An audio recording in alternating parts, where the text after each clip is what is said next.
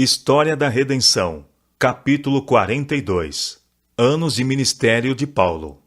Paulo foi um obreiro incansável. Viajava constantemente de lugar a lugar, às vezes através de regiões inóspitas, outras vezes sobre água através de tormentas e tempestades. Não permitia que coisa alguma o impedisse de realizar sua obra. Ele era um servo de Deus e tinha de fazer sua vontade. Por palavras e por epístolas, anunciava a mensagem que sempre trazia ajuda e fortalecimento à Igreja de Deus. Para nós que vivemos no fim da história da Terra, sua mensagem fala claramente dos perigos que ameaçarão a Igreja e das falsas doutrinas que o povo de Deus terá de enfrentar. Viajou Paulo de país a país e de cidade a cidade, pregando a Cristo e estabelecendo igrejas. Onde quer que pudesse encontrar um ouvinte, ele laborava para impedir o erro e colocar os pés de homens e mulheres no caminho do direito. Aqueles que em qualquer lugar aceitavam a Cristo pelo seu esforço eram por ele organizados em igreja. Não importava quão poucos fossem em número, isso era feito. E Paulo não esquecia as igrejas assim estabelecidas. Por pequena que pudesse ser a igreja, era objeto de sua atenção e interesse. A vocação de Paulo demandava serviços de várias espécies. Trabalhava com as mãos para seu sustento, estabelecia igrejas e escrevia cartas às igrejas já estabelecidas. Ainda assim, no meio desses vários trabalhos, declarou: "Mas uma coisa faço." Filipenses capítulo 3, verso 13. Um alvo ele conservava firmemente diante de si em todo o seu trabalho: ser fiel a Cristo, que, quando ele blasfemava de seu nome e usava todos os meios em seu poder para fazer com que outros também blasfemassem, revelou-se a ele. O único grande propósito de sua vida era servir e honrar aquele cujo nome ele tinha outrora desdenhado. Seu único desejo era ganhar almas para o Salvador. Tanto judeus como gentios poderiam a ele se opor e persegui-lo, porém, coisa alguma poderia desviá-lo de seu propósito. Paulo recapitula sua experiência.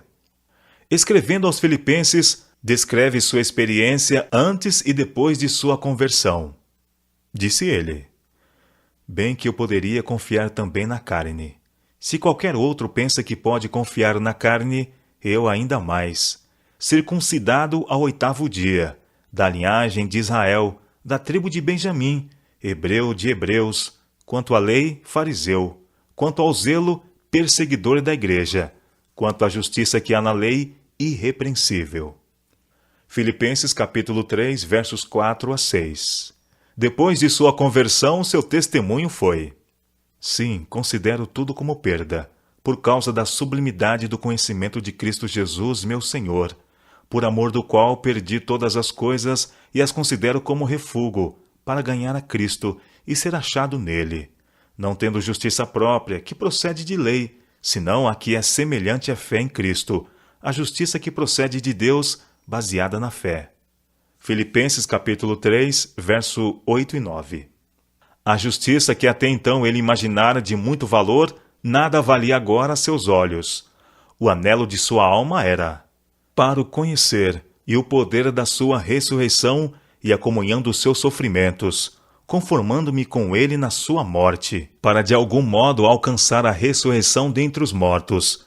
Não que eu o tenha já recebido, ou tenha já obtido a perfeição, mas prossigo para conquistar aquilo para o que também fui conquistado por Cristo Jesus. Irmãos, quanto a mim, não julgo havê-lo alcançado, mas uma coisa faço, esquecendo as que diante de mim estão, prossigo para o alvo, para o prêmio da soberana vocação de Deus em Cristo Jesus. Filipenses capítulo 3, versos 10 a 14. Um obreiro adaptável. Vede Paulo no cárcere de Filipos, onde, a despeito de seu ferido corpo, elevava um hino de louvor no silêncio da meia-noite. Depois do terremoto que abriu as portas da prisão, sua voz ouviu-se de novo, em palavras de ânimo ao carcereiro gentil: "Não te faças nenhum mal, que todos aqui estamos, cada homem em seu lugar, contidos pela presença de um companheiro de prisão. e o carcereiro, convencido da realidade da fé que sustentava Paulo, inquire acerca do caminho da salvação, e com toda a sua casa une-se aos perseguidos discípulos de Cristo. Vide Paulo em Atenas diante do concílio do Areópago, quando enfrentava ciência com ciência, lógica com lógica e filosofia com filosofia.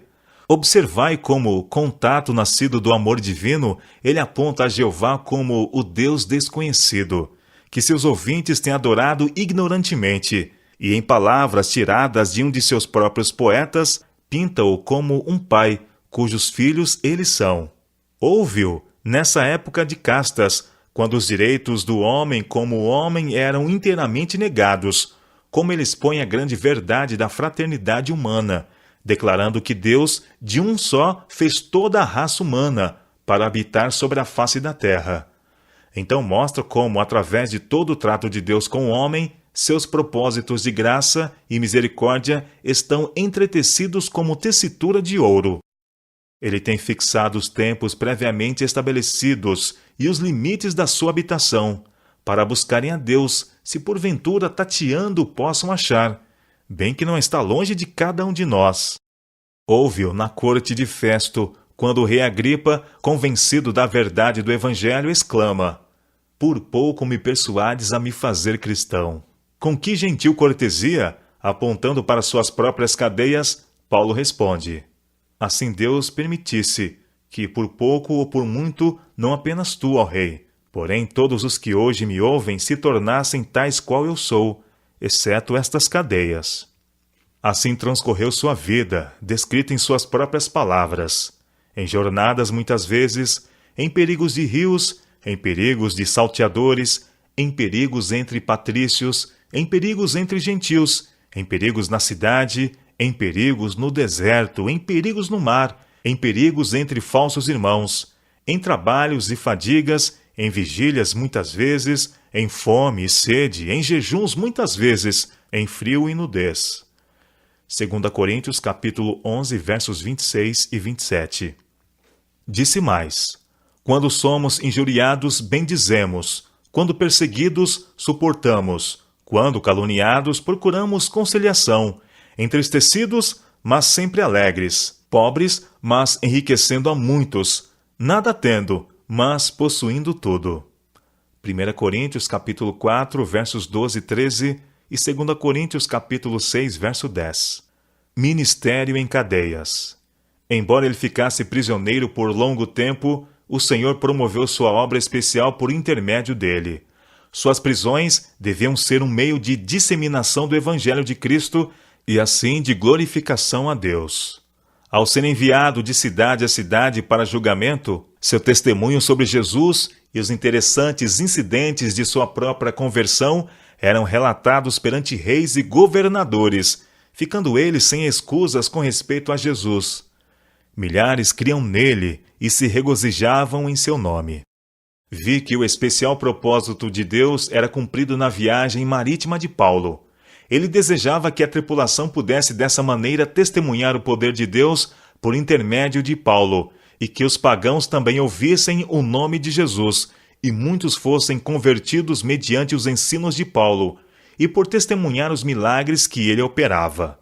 Reis e governadores encantavam-se com o seu raciocínio, e ao pregar a Jesus com zelo e o poder do Espírito Santo, e ao relatar os interessantes acontecimentos de sua experiência, ficavam possuídos da convicção de que Jesus era o Filho de Deus.